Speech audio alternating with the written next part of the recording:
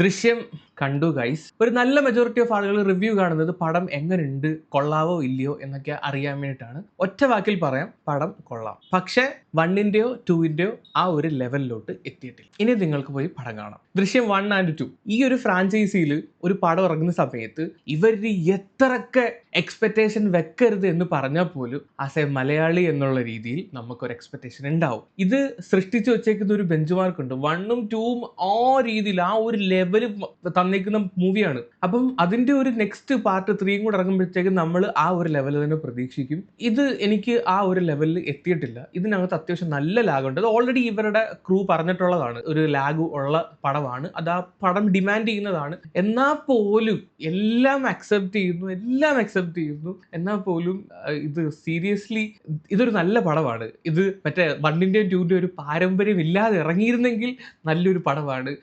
എനിക്കിപ്പം മനസ്സിലായി എന്തുകൊണ്ട് നിങ്ങൾ പ്രതീക്ഷ പുലർത്തി തിയേറ്ററിൽ പോകരുത്, ഓവർ ഹൈപ്പ് കൊടുക്കരുത്, ഓവർ പ്രതീക്ഷ വെക്കരുത് പറഞ്ഞതിന്റെ കാര്യം മനസ്സിലായി.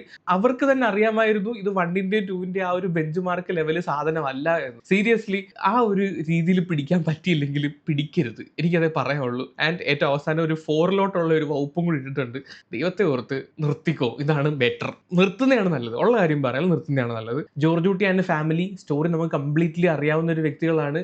എന്താണെന്ന് അറിയത്തില്ല, ഭയങ്കരമായിട്ട് ഇൻവോൾവ് ആയിട്ട് മലയാളികൾ അതിനകത്ത് ഇറങ്ങി പരിശോധിച്ച ഒരു കഥയാണ്. അപ്പം ഈ ഒരു ഫാമിലിയെ സ്ക്രീനിൽ കാണുന്നത് തന്നെ നമുക്ക് വലിയ സന്തോഷമാണ്.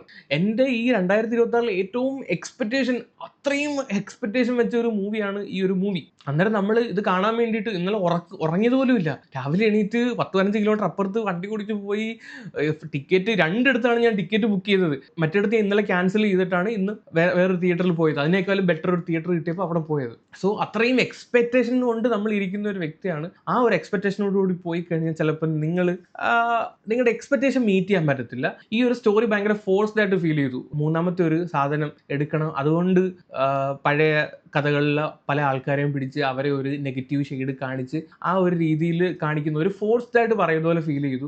ആൻഡ് ഇതിനകത്ത് എനിക്ക് ഒട്ടും ഇഷ്ടപ്പെടാവുന്ന ഒരു കാര്യം എന്ന് പറഞ്ഞാൽ ആ സഹദേവനെ കാണിക്കുന്നുണ്ട്. സഹദേവന്റെ കണ്ണ് എന്തൊരളിഞ്ഞ കണ്ണട, എന്ത് ചുമപ്പിച്ച് വെച്ചേക്കുന്നത്, എന്ത് കളർ അടിച്ച് വെച്ചേക്കുന്ന കണ്ണിനകത്തേക്ക് മനസ്സിലാവും. എന്തൊരു കൂതറ ഗെറ്റപ്പ് ഈ സഹദേവന്. ഒരു ഭീകര സെറ്റപ്പ് തോന്നിക്കാനാണെങ്കിൽ ഈ സഹദേവന്റെ കണ്ണ് ഇങ്ങനെ ചോപ്പിക്കേണ്ട ആവശ്യം എന്താണ്? നമ്മുടെ കുഞ്ഞിക്കൂനിനകത്ത് വാസവണ്ണന് പോലും ഇല്ല ഇമാതിരി കണ്ണ്. അതിനേക്കാൾ കട്ട ചോപ്പ് കണ്ണ്.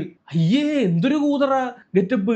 അതുപോലെ തന്നെ പല സ്ഥലങ്ങളിലും പരസ്യം കുത്തിക്കയറ്റി പോലെ ഫീൽ ചെയ്തു. കല്യാൺ ജുവലേഴ്സിന്റെ പരസ്യം, തൊടുപുഴയിൽ കല്യാൺ ജുവലേഴ്സ് ഉണ്ടല്ലോ, പിന്നെ എന്തിനാണ് നമ്മൾ എറണാകുളത്ത് പോകുന്നത് എന്നൊക്കെ പറഞ്ഞിട്ട് കുറെ ആവശ്യമില്ലാത്ത ഈ സാധനം കുത്തിക്കയറ്റി പോലെ ഫീൽ ചെയ്തിട്ടുണ്ടായിരുന്നു. അതുപോലെ ന്യൂസ് 24 ന്യൂസ് മലയാളം വേറെ ഒരു ചാനലും ഇല്ലാത്തതുകൊണ്ടാണെന്ന് തോന്നുന്നു, ഇവരെ ഒന്ന് പുഷ്ടിപ്പിക്കാൻ വേണ്ടിയിട്ടാണെന്ന് തോന്നുന്നു 24 ന്യൂസ് മലയാളത്തിന്റെ ഒരു അവരുടെ റിപ്പോർട്ടേഴ്സിനെ വെച്ച് ആ പെണ്ണ് പിന്നെ എങ്ങോട്ട് പോയെന്ന് പോലും പിന്നെ കാണുന്നില്ല.